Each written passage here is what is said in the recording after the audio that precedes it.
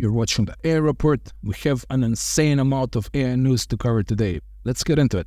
Global leaders from the G7 group, which includes the US, the UK, Canada, France, Germany, Italy, and Japan, or as they call themselves, the good guys, have agreed to create an international code of conduct for AI. The rulebook might be ready as soon as November, and it will include commitments from companies to take steps to prevent the harmful usage of AI. I'm usually against centralization and consolidation of power, but I think AI might be a notable exception to this. We probably need a common set of rules we can all agree on. The funny thing is, even though these countries agreed to play by the same common rules, others probably won't really care about those rules too much, which brings us to Putin. The Russian president and current warmonger has ordered funds to be directed into AI research in order to compete with the West. I think he's about to learn a very similar lesson to what China is learning currently. Semiconductor supply chains are a tricky business, and you need a more or less global support network to pull off any meaningful AI research. Next, the open source knowledge platform Global AI Ecosystems has released research suggesting that the AI sector in the UK may grow to as much as £3 trillion. £3 trillion. There's a very solid yo mama joke in there, but I'll be a good boy and refrain myself.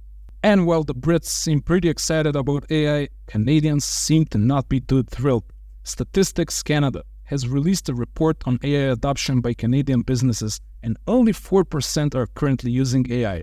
The Canadian business owners are probably going, "Artificial intelligence, eh? I'm sorry, but it's absolutely reprehensible." Okay, that was my really terrible impression of a Canadian person / Jordan Peterson, I guess. Next, Google will require all advertisers that use AI to create political ads to disclose the use of AI in the ads. Okay, fair enough. It seems like a legit case. I'm not sure if they're gonna go the extra mile and try to identify and penalize advertisers that don't disclose the use of AI for creating these materials, but hey, at least they sound like they're trying. Next, Intuit, which is one of the most boring software companies ever. They help you with stuff like filing taxes and accounting, is betting big on AI. They will invest at least $20 billion and have already fired several hundred people and replaced them with AI. Well, I just mentioned filing taxes, so all of my emotions and senses are numbed for the next few minutes. Seriously though, this is probably one of those workflows that can benefit from AI massively. Sucks for the people that have lost their jobs, but this might actually make filing taxes and doing accounting and other processes that make me want to log out of this life a bit less painful. And the Reddit user has arrived to a similar conclusion. Redditor Tears of the King Odom has found a way to use ChatGPT to cut down the time spent on generating reports from 6 hours down to 5 minutes. Wow! I would advise this person not to let management know of this, otherwise he might effectively replace himself or herself with ChatGPT.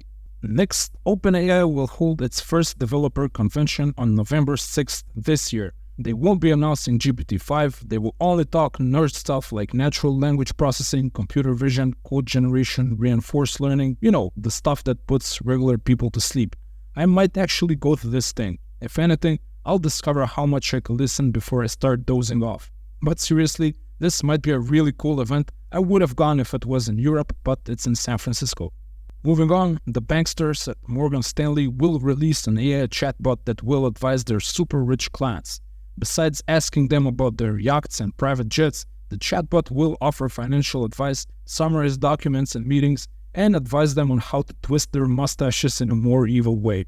Next, Apple have been suspiciously quiet on the AI front, but that's because they are working in the shadows and plotting world domination.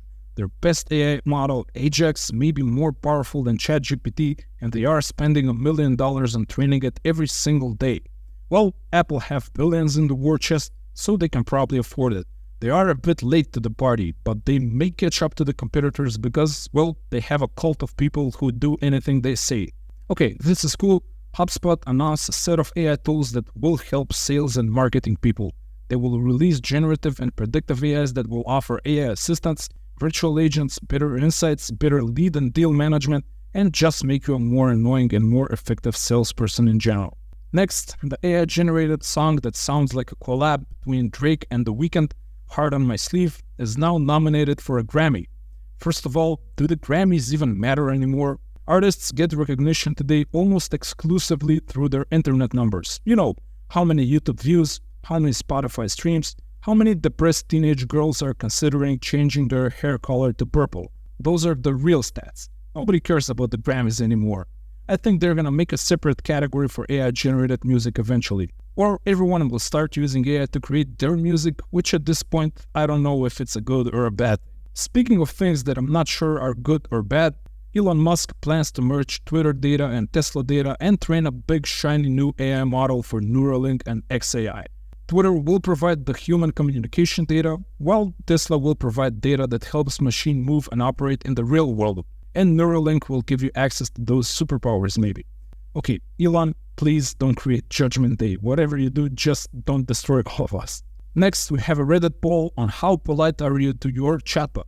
Out of the 269 votes so far, 156 answered they are saying their pleases and thank yous, and that includes yours truly as well. I consider this kind of like a public good. If AIs learn how to be human one day, they will understand why manners matter, and why we are nice to each other even when it looks like we don't need to be on the surface of things. By the way, there's a deeper meaning here. If you're not polite in real life, you are missing out. Try it for a month. I really recommend it. I can almost guarantee you that your life will improve, but that's a whole other channel for an entirely different kind of guy. I'm not that polite myself, but I do try at the times, so yay for me, and it's kind of working actually. People are generally nicer to me and kind of do more of what I ask them to do. And finally, yay for the people on the Times AI 100 list. No surprises here, they consider Sam Altman to be the most important person in AI today. I guess AI is in the mainstream now, and that's the way it is. That was the AI report. I planned to take a break today, but for some reason, I didn't. I guess that's a good enough justification to ask for a subscribe here. Do your thing, subscribe, I appreciate you guys. Maybe I'll take a break tomorrow, so maybe I will see you tomorrow.